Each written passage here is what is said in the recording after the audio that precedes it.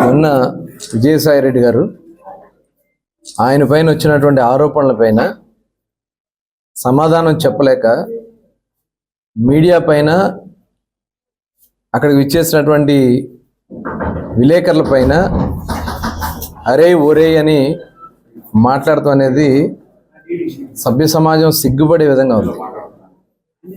నిజంగా ఒక బాధ్యత కలిగినటువంటి ఒక పార్లమెంట్ రాజ్యసభ సభ్యుడు ఈ రకంగా ఇంత దుర్మార్గంగా ఆయన పైన స్వయంగా ఏదైతే ఆరోపణలు వచ్చినాయో ఆరోపణలు చేసింది ఎవరు? మీడియా కాదు కదా. సాక్షాత్తు ఈయన ఎవరైతే చెప్తా ఉన్నారో శాంతి అని ఆయన భర్తే మదన్ మోహన్ కంప్లైంట్ చేశాడు.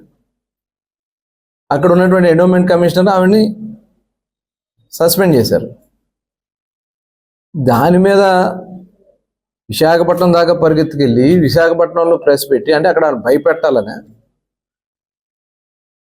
అంతే గతంలో ఆయన వాళ్ళందరినీ ఉపయోగించుకున్నాను అనే రకంగా వాళ్ళ మీద బెదిరిస్తూ ఉన్నాడు. ఇది చాలా సిగ్గుచెట్టు. ఆయన మాట్లాడినటువంటి మాటలు ఏంటి? మధ్యంతర ఎన్నికలు వస్తాయి, ప్రభుత్వం పడిపోద్దా? ఏం మాట్లాడుతున్నావు విజయసాయి రెడ్డి గారు? చేయాల్సినటువంటి పాపాలన్నీ చేసావు, చివరికి ఒక కుటుంబాన్ని రోడ్డున పడేసావు. దానికోసం ఇవాళ నువ్వు మీడియా వాళ్ళ మీద, మీడియా ప్రతినిధుల పైన, నిష్పక్షపాతంగా వార్తలు అందిస్తున్నటువంటి సంస్థల పైన, సంస్థ యాజమాన్యం పైన నువ్వు మాట్లాడినటువంటి మాటలు చాలా సిగ్గుచేటు. ఖచ్చితంగా దీనికి మూల్యం చెల్లించుకుంటారు, దాంట్లో ఎటువంటి అనుమానం లేదు. ఒక్కొక్కరికి పిచ్చి పట్టి మాట్లాడుతూ ఉన్నారు. మొత్తం ఉన్నాయి, చిట్టాలన్నీ ఉన్నాయి, ఎవరిని వదిలే సమస్య లేదు. నెల రోజుల్లో ఈ రాష్ట్ర ప్రజలు కోరుకున్న పరిపాలన అందించాలని అహర్నిశలో కష్టపడుతున్నటువంటి ముఖ్యమంత్రి చంద్రబాబు నాయుడు గారు.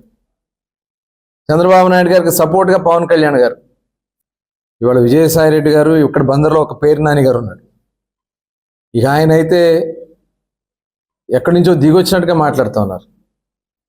నెల రోజుల్లో ఏమీ చేయలేదంట. నీ కళ్ళు పోయినాయా? లేకపోతే ఆయన కామంతో ఆయన కళ్ళు మూసిపోయినాయి విజయసాయి రెడ్డి గారు. నీకు దేంతో మూసిపోయిందో చూసుకో ఒకసారి. డబ్బు మతంతో మూసిపోయిందేమో, మొత్తం లాగుతాం బయటికి. నీ ఆస్తులు మొత్తం వివరాలన్నీ మా దగ్గర ఉన్నాయి, కట్టలు ఉన్నాయి. రేపు ఖచ్చితంగా వీటన్నిటి మీద ఎంక్వైరీలు జరుగుతాయి. నీ ఎక్కడ దాచినా మొత్తం కూడా బయటికి తెస్తారు. కళ్ళు మూసుకుపోయి మాట్లాడుతున్నావు, ఒళ్ళు దగ్గర పెట్టుకుని మాట్లాడు పేరు నాని గారు. ఒళ్ళు దగ్గర పెట్టుకుని మాట్లాడకపోతే తగిన బుద్ధి చెప్పారు ప్రజలు. ఇంకా సిగ్గురాల, సిగ్గు శరం లేకుండా బయలుదేరుతున్నారు. ఇవాళ ఇసుకిచ్చాం, ఇవాళ డిఎస్సి కండక్ట్ చేయబోతున్నాం, పెన్షన్స్ ఇచ్చాం. మీరు అక్రమంగా దోచుకోవాలన్నటువంటి ఇల్లు పట్టాలన్నీ కూడా దోచుకోవాలని మీరు ప్రయత్నం చేశారే. భూ హక్కు చట్టం ఇవాళ దాన్ని రద్దు చేస్తున్నాం.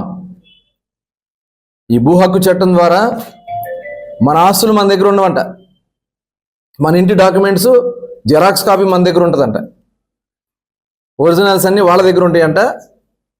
అవి తీసుకెళ్ళి వాళ్ళ అప్పులు తాకట్టు పెట్టేసే అవకాశం కూడా ఉంది. ముఖ్యమంత్రి ఆల్రెడీ పెట్టేశారు చాలా. అసలు మన భూముల మీద ఏదన్నా లీగల్గా ఫైట్ చేయాలన్నా మన చేతుల్లో ఉండదు. దాన్ని అధికారిని ప్రైవేట్ వాళ్ళు పెట్టుకుంటారంట. గతంలో ఏదైనా ప్రాబ్లం వస్తే మనం ఎంఆర్ఓ చెప్తాం, కలెక్టర్ గారు చెప్తాం, అక్కడ కూడా పరిష్కారం కాకపోతే కింద కోర్టుకు వెళ్ళి పోరాటం చేస్తాం. ఇంకా ఇవేం లేవు. ఎవరినో ఒక సొంత ప్రైవేట్ మనిషిని పెట్టుకుంటారు, అడ్డగా దోచేస్తారు. ఎవరైనా వెళ్ళి లబోదీపం అంటే సెటిల్ చేస్తారు.